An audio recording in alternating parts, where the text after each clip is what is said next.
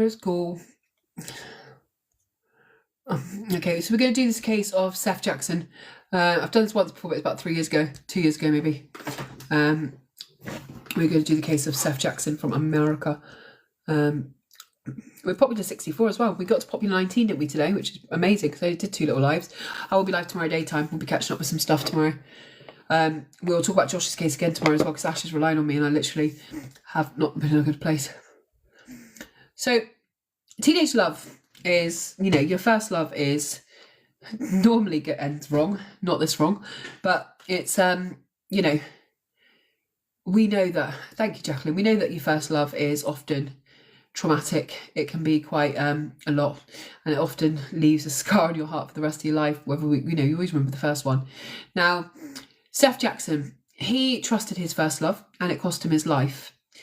Now, at some point in his life when he was very young, we're going to talk about it, he was set up in a trap that would take his life away, all because of his ex-girlfriend.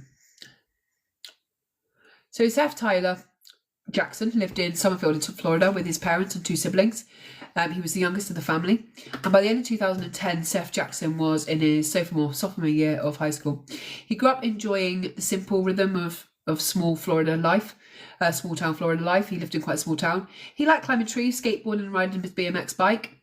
And he spent a lot of time with his best friend, William Samalot. According to William, they were more like brothers than best friends. Seath was loyal to a fault, the kind of kid who would always show up for the people close to him. At just 14 years of age, everything in his life seemed to be looking good. He was good looking at school. He was intelligent, extremely popular, especially with girls. He was a very good skateboarder and girls loved him. And many of the young girls wanted to date Seath. He was known for maintaining his composure. He would draw a lot of attention and he was had a strong sense of self-control.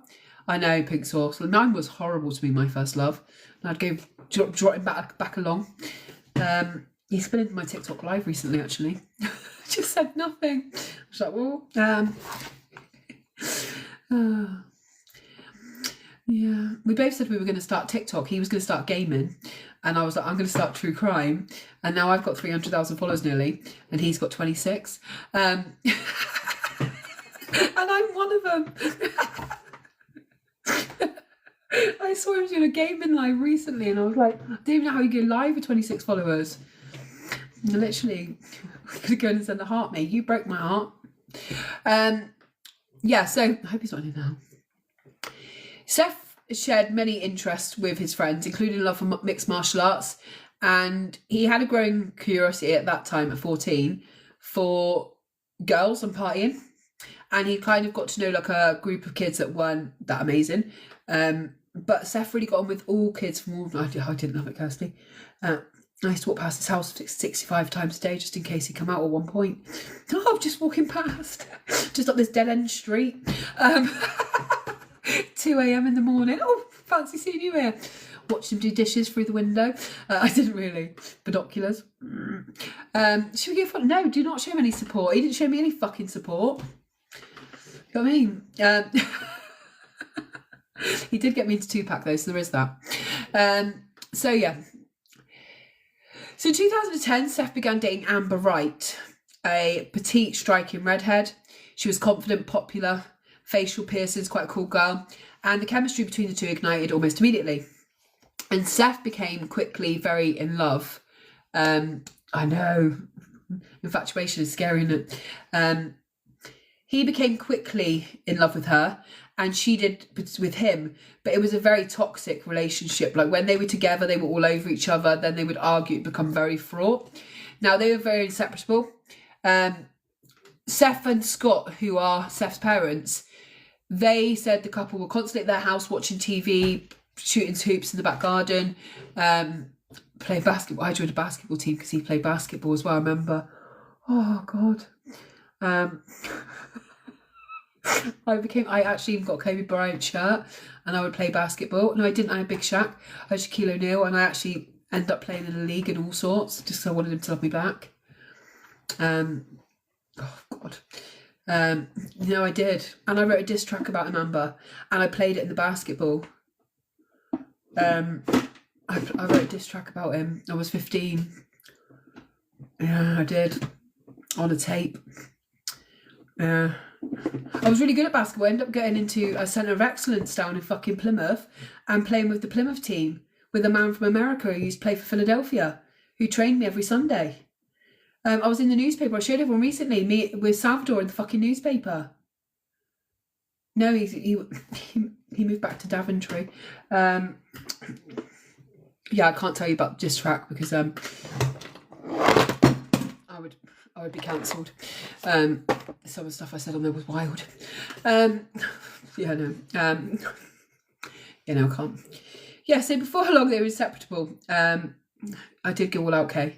I become a professional basketball player. Do you know what I mean? My mum was trying to take me down to Plymouth every weekend because I made the A team. It was a lot, yeah.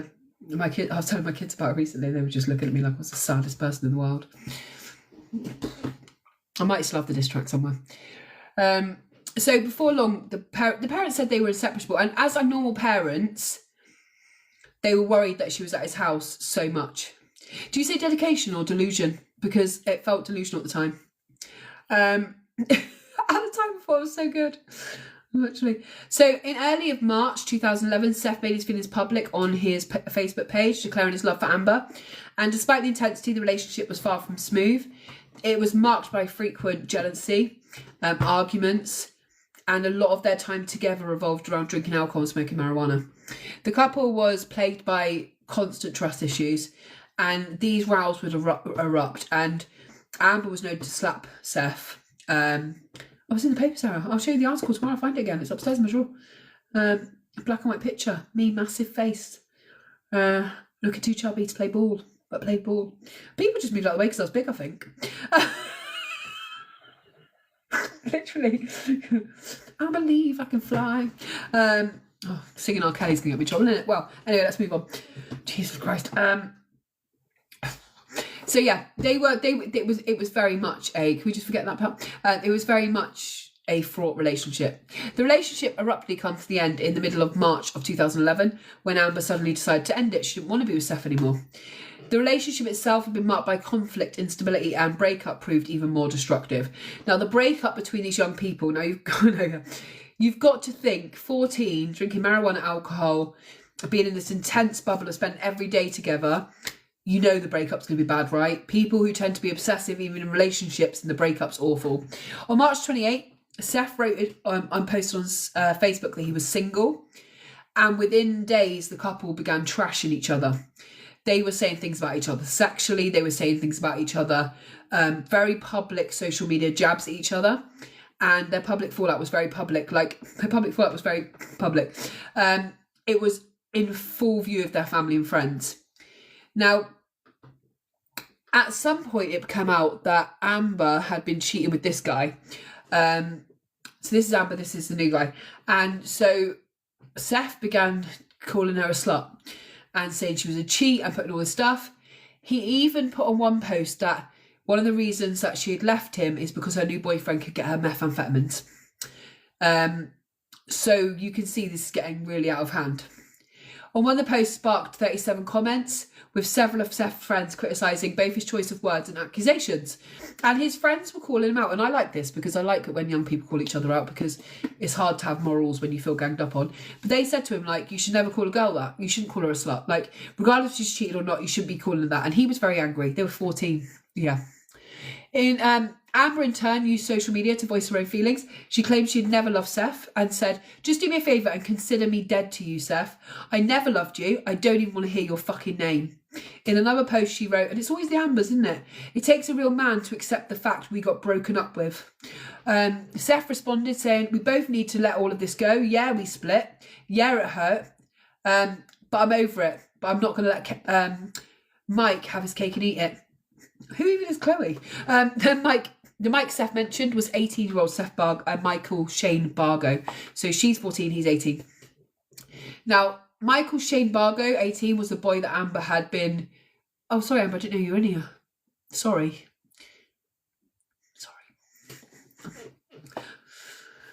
Can someone ask that Chloe to stop? She's been on the... hey, Bunches Forever. I love your name, Bunches of Forever, love. Did I just make that up? No, bunch of Forever Love. I love that. You better not. Oh, you know where I live as well, don't you? Fucking hell. You see me rolling, they hate it. Bring big guy with you. Yeah, bring him. I'll fight him. Don't really. I've only got one caramel egg to pelt him with. I'll put water out the window if he comes. I swear to God, hot water. I'm not asked. Imagine if I see a big shadow in the doorway. Oh. Check my bio.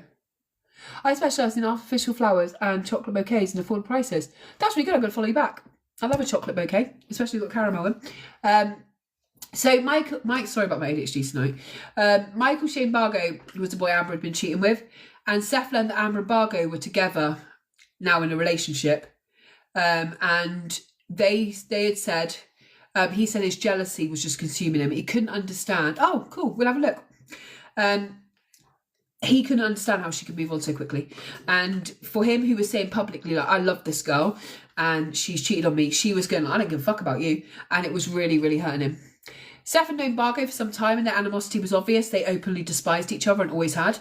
Since moving to Florida 2 years earlier, Bargo had tried to project a tough guy image, one that Seth didn't take seriously and didn't back down to him, and this made Bargo angry. Now, raised in households filled with violence and conflict, Bargo had grown up with an alcoholic, explosive father. His mother reported that he often lost control of himself, erupting into massive parts of rage. At 16, after moving to Florida to live with his father, Bargo dropped out of school and drifted from house to house, relying on friends and sofa surfing. Can one of the mods pin that Bunches of Love? If loads of people want to follow them up, I'm all for supporting small businesses on here, honestly. I think it's amazing to support small businesses. It's not easy in this current climate to get a business going. So at the time this will happen, Michael Bargo had already been arrested twice for burglary. He had an active restraining order out against him, and he was known to carry a .22 revolver wherever he went. I appreciate that. No problem.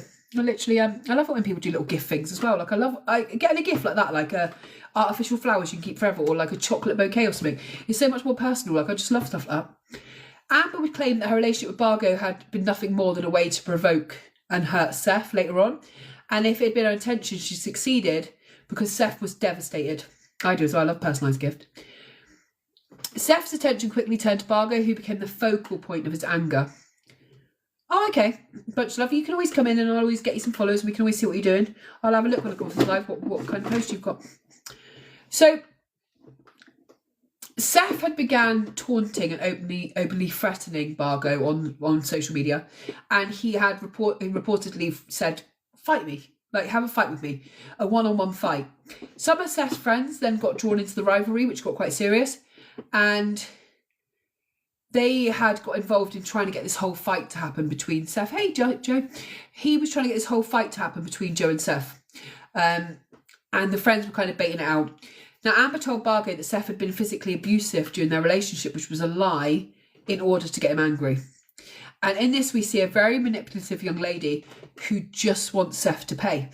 Now, when Seth was doing well and he was like, literally like, do you know what, Amber, let it go. You've moved on. I'm doing my own thing. Let's not fight. She would get even more.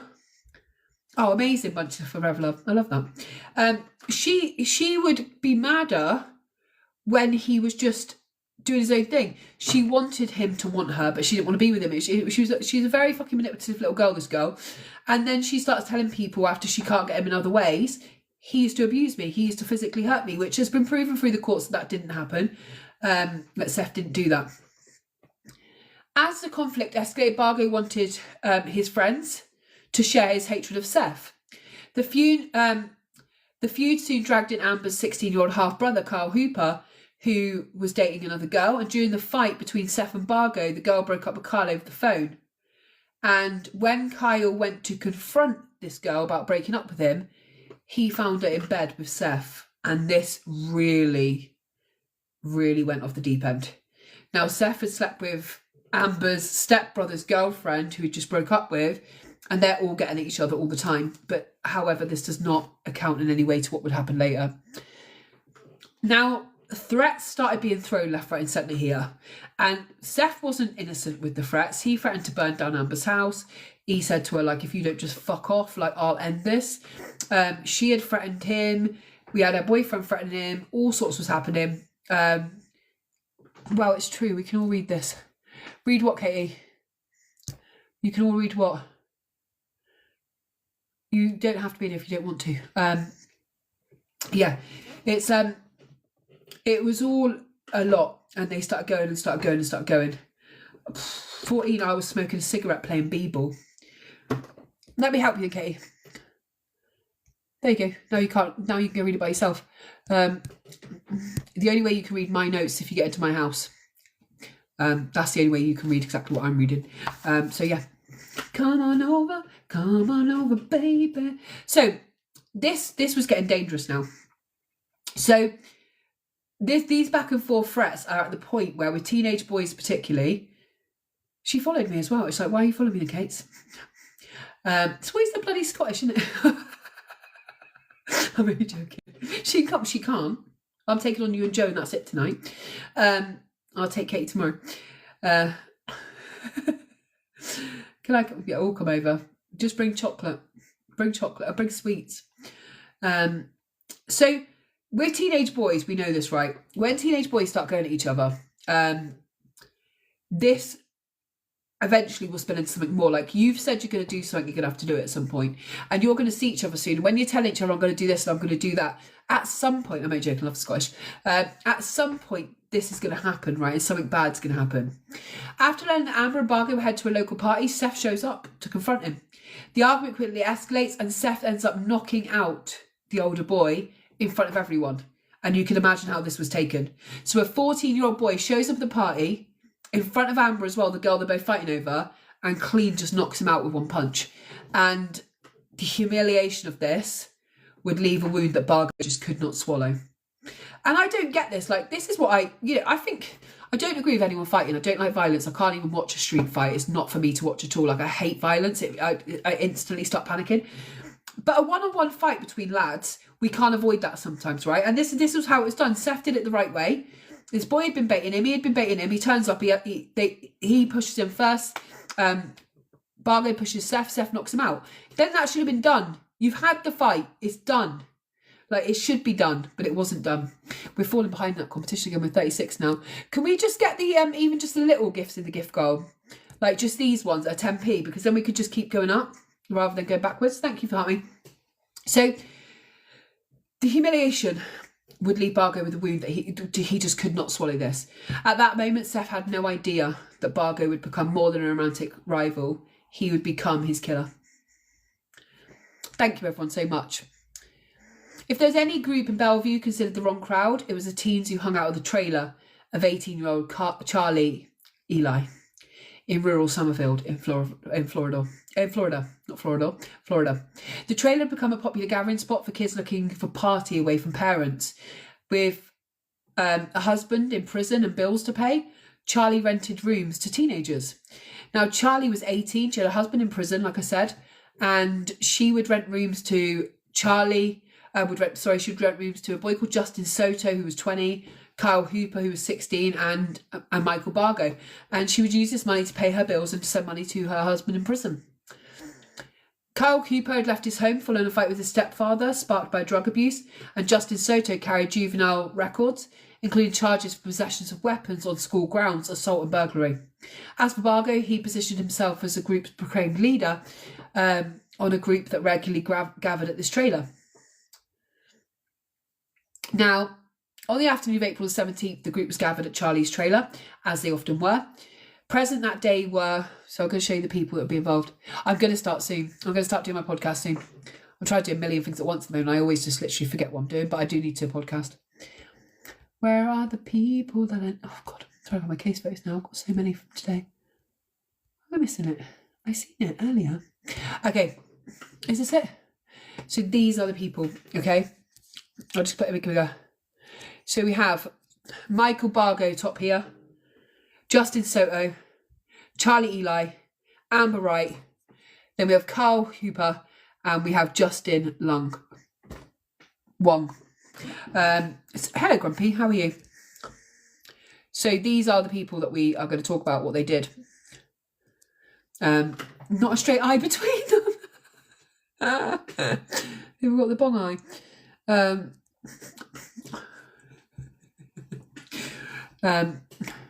James Young. What did I call him? Mr. Wong.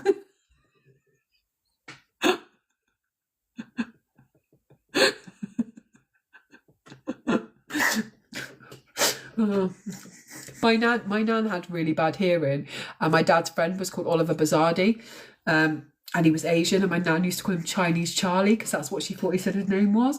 And he would go Oliver Bazardi, and she'd go, all right, Chinese Charlie, I heard you the first time. He was constantly trying to say to her, no, it's Oliver Bazardi. And she'd go, I know, Chinese Charlie. And when my dad died, the man contacted me and said, look, I used to go to school with your dad, and at college he was my best friend, and he told me the story about my nan, and although my dad I just couldn't stop laughing because my nan was very much like that, and I think she was one of those people that when she knew she was getting something wrong, like because she was old, she'd just get away with it, and she'd just do it some more. We used to play like the word game where everything had to begin with A, and she'd pick everything beginning with C, W, K, and then she'd go, do you know what you're saying? I've won. Like, yeah, cool, you won.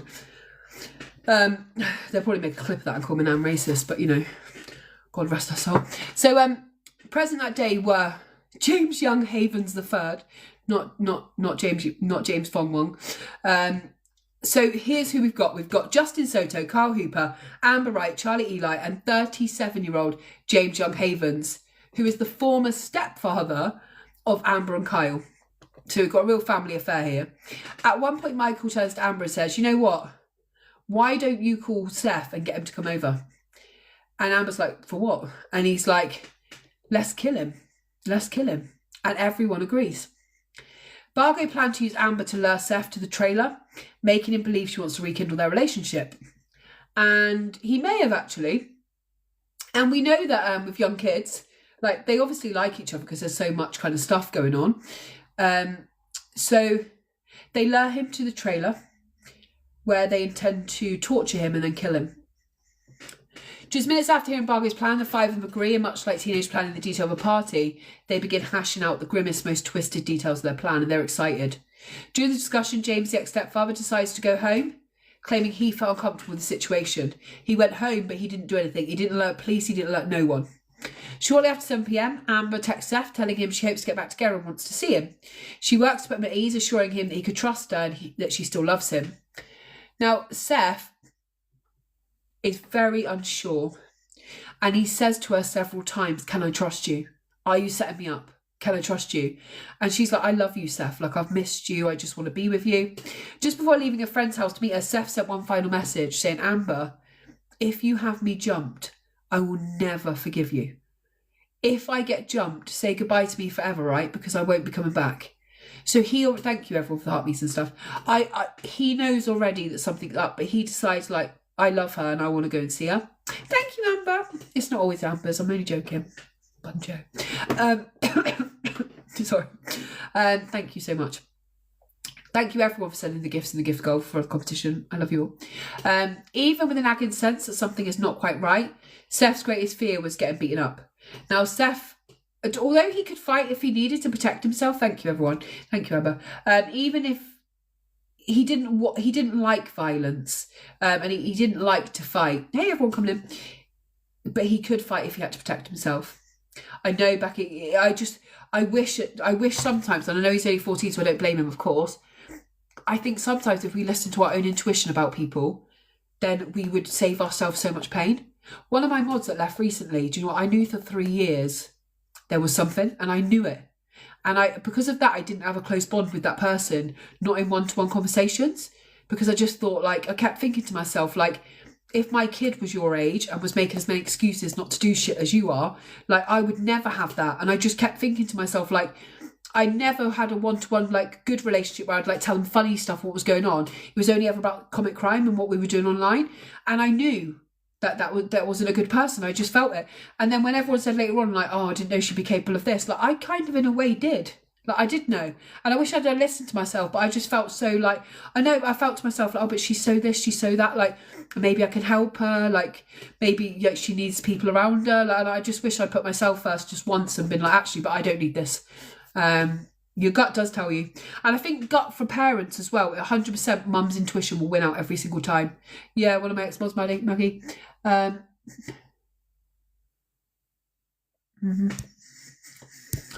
A moderator, like a TikTok moderator. So Seth's greatest fear was getting beaten up and being embarrassed. He's a 14-year-old kid. Do you know what I mean? And he decided to go meet her. At 7:58, Amber sent a message asking Seth to meet her at the corner near Charlie's house. And he said he was almost there, and she said, see you there. They met up at the agreed upon time at 8. And Amber, accompanied by Charlie, the other woman from the house, this woman here, decided to go back to the house, the trailer.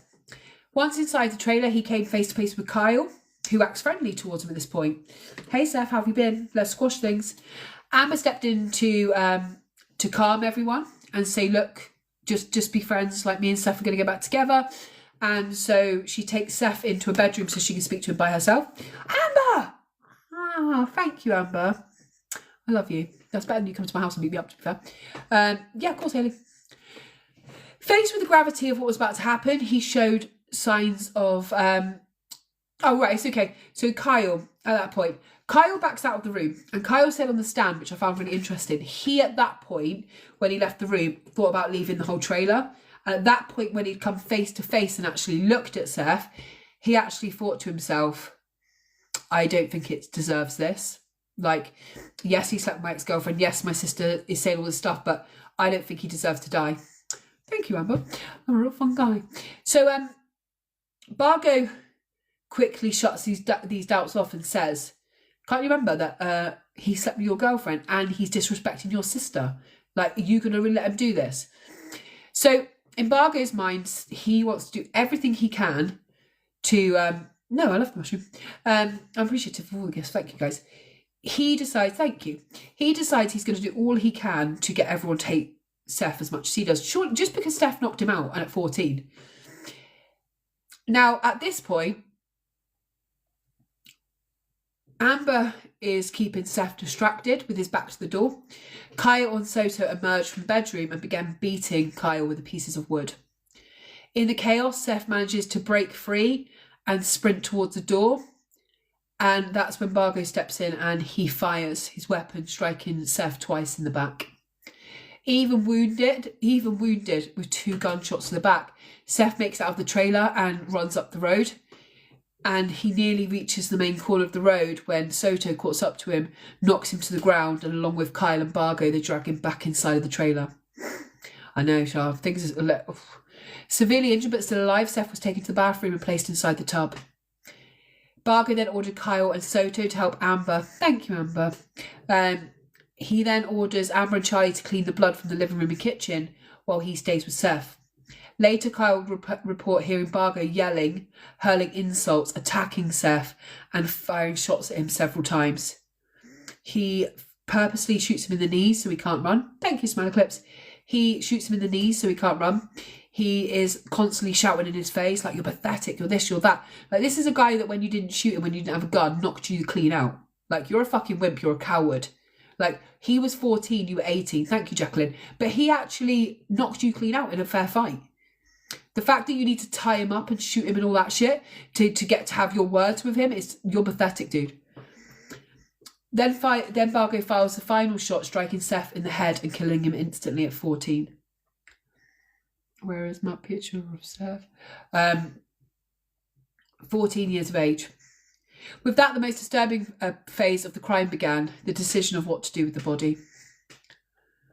After delivering the fatal shot, Michael Bargo shatters Seth's knees that have already been shot with a baseball bat and bound him completely, and then places his body inside of no, Lindsay, apparently not, and places him inside a sleeping bag.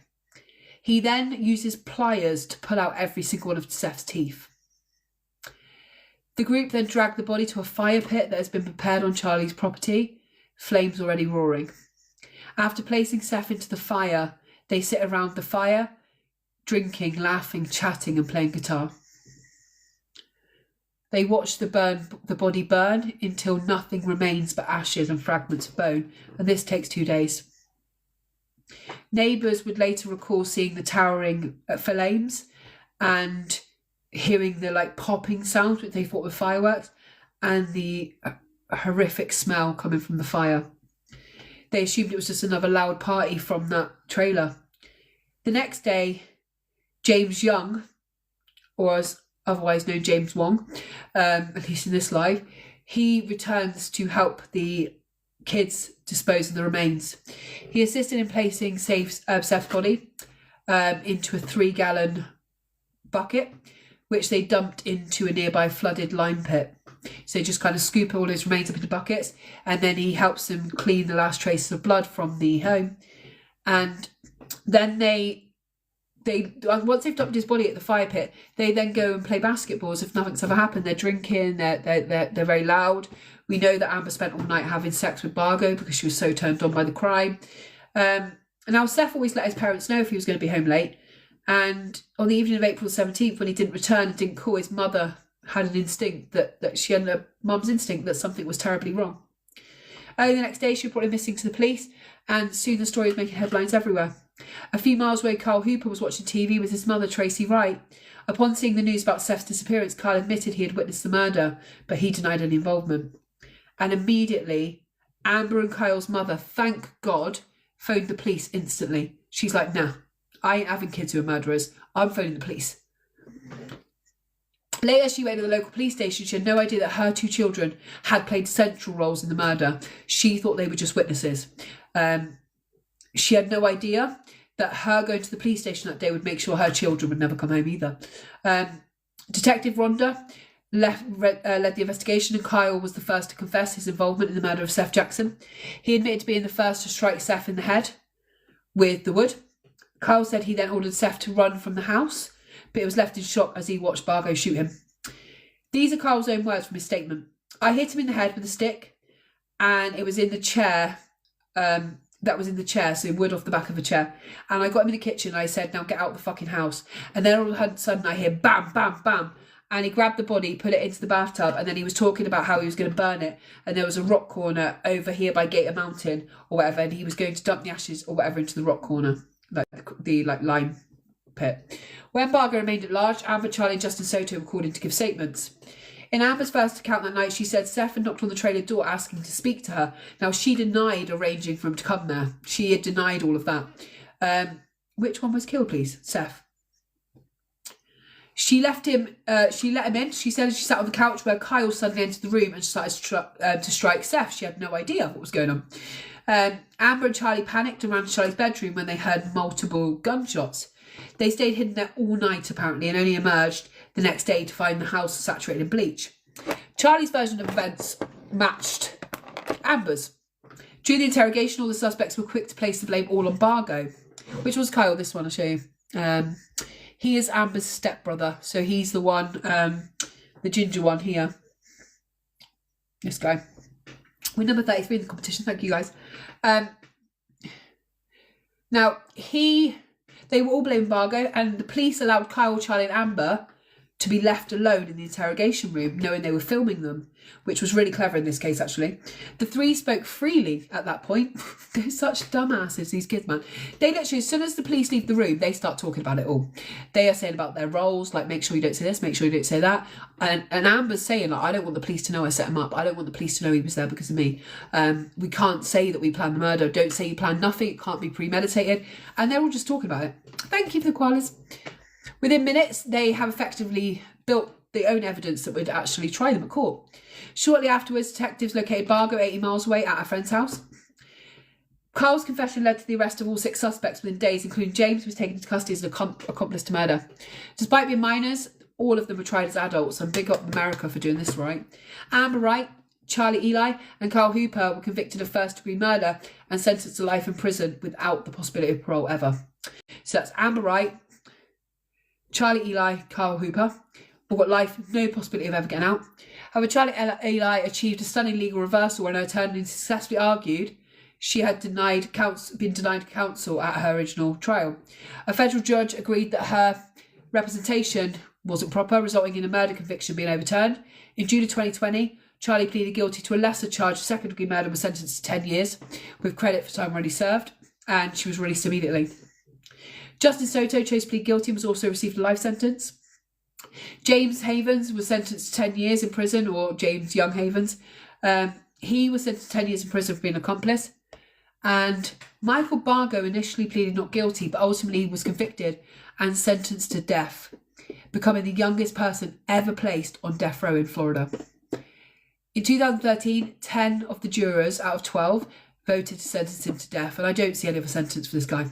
However, a subsequent change in state law ultimately gave him another chance. We know the law that came out in America, right, that said anyone who was a child or, around the age of 18 should not be sentenced to death. The defence argued that Bargo suffered from mental health disorders and his life should be spared, claiming he was not taking medication at the time that he had killed Seath, but that's a choice, right? The judge had explained the new legal standards for the jury before a second round of deliberations. Several hours later, the jury reached its verdict that Bargo should be sentenced to death. Seath Jackson's mother, who was attending every hearing, felt a sense of relief when the decision was upheld. Although Michael Bargo was the primary agent of violence that night and the person directly responsible for Seath Jackson, the crime was only possible because of the participation of all six. Each one played a role in allowing the murder of 15-year-old Seath to unfold.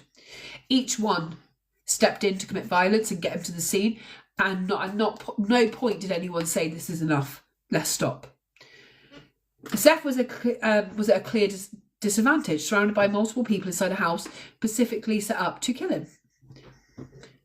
He was overpowered again and again with no real chance of escape in the face of Bargo having a gun and his cruelty. And it all happened because Amber Wright mercilessly exploited the feelings that Seath still had for her.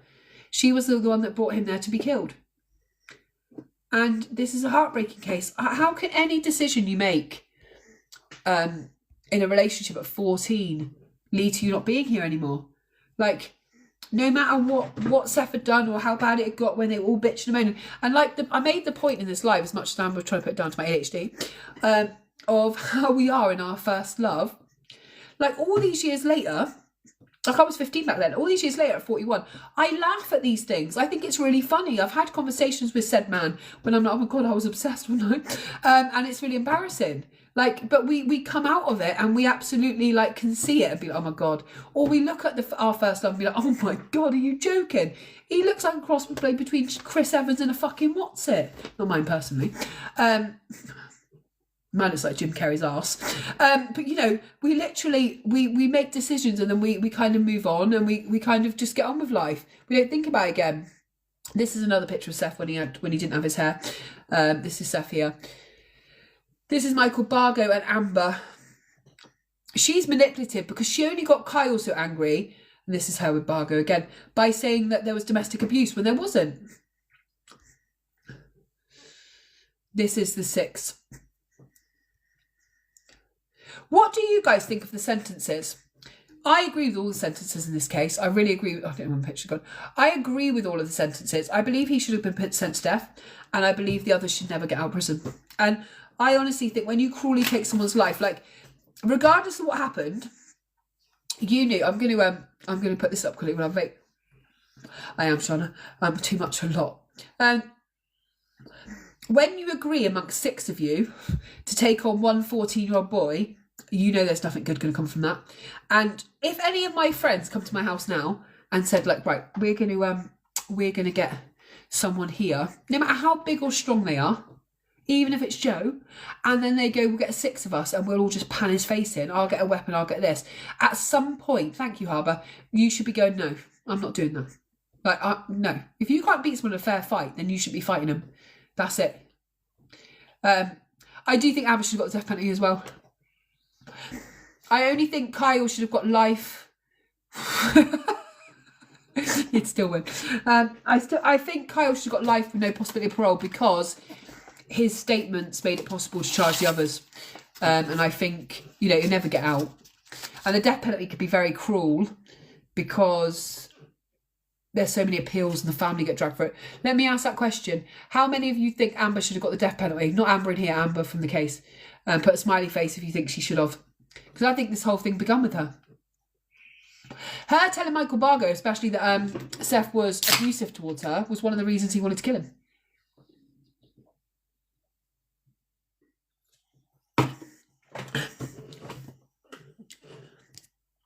Right.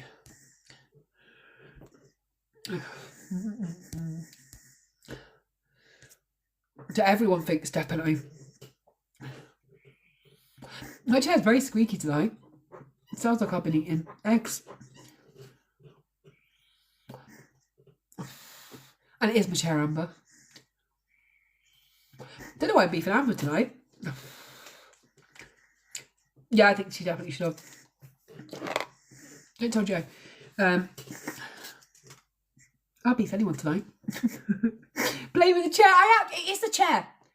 Let me see if she did an interview with Piers Morgan. Not Amber. She'll be on Piers Morgan one day. Right, my way. Pardon me. Morgan. Thank you, Angela, so much. Oh, she is.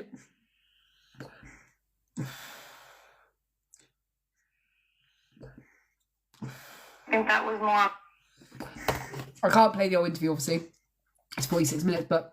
my part, trying to aggravate and hurt Seth. So you were deliberately having sex with a guy that you knew he hated just to aggravate him? Thank you, guys. Yeah. Wasn't really me trying to inflame anything, but Oh, right, okay. trying to hurt him. I was hurt. I was trying to hurt him. Yes, Amber Wright, I've never seen from her any remorse. I want to kill a bitch. That's Seth's parents. No, I wanna just put this in a good way. I wanna torture the bitch. Oh, All of them. that's his daddy, man. And wouldn't lose a bit of sleep over it. And it would take a long time. Thank you, Kirsty, so I much. know that ain't gonna bring my boy back. But it's damn sure gonna feel good while I'm doing it. And that you know was what? more on my part. Thank you, Kirsty, so much. Trying to... There's not one person here who can blame him for that. Because if you knew that was your kid at 14, that they had 6 of them, had dragged him into a house, beat him with wood, shot him in the back, dragged him back into the house, shattered his kneecaps with a gun, then with a baseball bat, beat him, tied him, pulled out all of his teeth, and then burnt him so you couldn't bury him. Thank you, Kirsty, so much. Like you said, you would lose no sleep. Thank you, Kirsty, so much. It's like they say as well, oh, Kirsty, thank you so much. You don't have to do that. It's like, oh, Kirsty, stop. Thank you so much. It's like people like, you can't, is that his killer? Hang on, I'll look at that in a minute. You can't think, you couldn't even imagine. That's your baby. Like the baby you brought home from the hospital. Like the one that you like read to and sung to. Like he went out because of this bitch and then never came home. Like night E.T. He mocked the judge, then got life without parole. No, that's not him. Seath Jackson. Seath Jackson. This is her brother on the stand. The defendant is guilty of murder in first degree. That's her. We, the jury, find as That's follows. him. As to the defendant in this case, the defendant is guilty of murder in the first degree. Teenage siblings Amber Wright and Kyle Hooper guilty of murder in the first degree. Too late to cry now, for girl. the roles they played in Seath Jackson's murder. Investigators say the teens were part of a murder plot where they beat, shot, Interesting. burned, and threw Seath Jackson's remains in a lime rock quarry. These 3 pieces of evidence prove, beyond and to the exclusion of every reasonable doubt, that Amber Wright is the principal to the death, to the murder of Seath Jackson, and she's guilty as a principal of first-degree murder. Did Kyle Hooper make a conscious decision to participate in what Michael Bargo was doing? That's what he's charged with. That's what he did. That's why he's guilty of first-degree murder. However, the defense claims it was the alleged ringleader and shooter, Michael Bargo, who was to blame. That 16-year-old boy. Every single one of them. Hey, Milky Bar, what's in your Very shortly photos? thereafter, You okay? was telling his mother Happy what New Year, I don't happened. think I've He seen was you calling since. to his uncle who sees the first police officer he sees. I can't believe this happened. It's the only Thanks, thing Jim. he can sob out. You have to say and believe Hayley. that he wanted this to happen. As Kyle crowd. They took all to wanted the it to stand happen. to Like, they were defend all there. They all knew we're going to kill him. And they all went there. I'm good, thank you. I can't sum up how I am in a few words. Been a lot happen.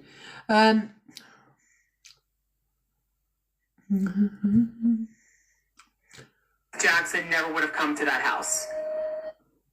This is shocking, but this is all that remains of Seth. This is his bone fragments that were found in the Croy. This is all his parents have. And this is why his dad feels that way. Imagine getting your little boy back like that.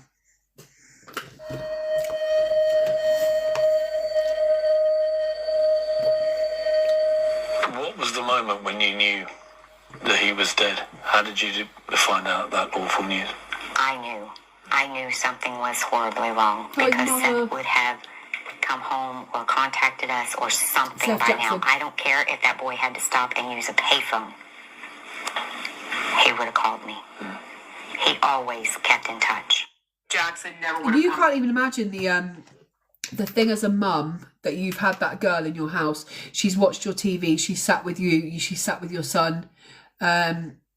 She's been there the whole time, and you welcomed her in, and then she takes his life. I want to kill a bitch. The father of the brutal You can't blame him. murdered Seth. I want to torture the bitch. All of them. Look at his pain. Like his pain is like palpable. Like it's just he's aged like 1,000,000 years. Like I want to kill a bitch. The father of the brutally murdered Seath Jackson addressed this message to his son's murderers. No, I wanna just put this in a good way. I want to 14. torture the bitch. All of them. And wouldn't lose a bit of sleep over it. And it would take a long time. I know that ain't gonna bring my boy back. But it's damn sure it's gonna feel good while I'm doing it. you just can't even, I want to kill a you can't even bitch. imagine it. Be safe. The dog. You just couldn't even imagine. Like the brutality in kids sometimes shocks me. Like his parents are 100%, and his siblings. Like how do you get your kid back like that on a couple of bits of paper? Like that's all that's left. Like oh god, I couldn't even imagine. I couldn't even. And that's justice, right? Justice is they do get tortured to death. Like justice is a reaction, right? It's like scales. Like you do this, I do this. Not them going to prison for the rest of their life and just being able to be behind bars and be fine.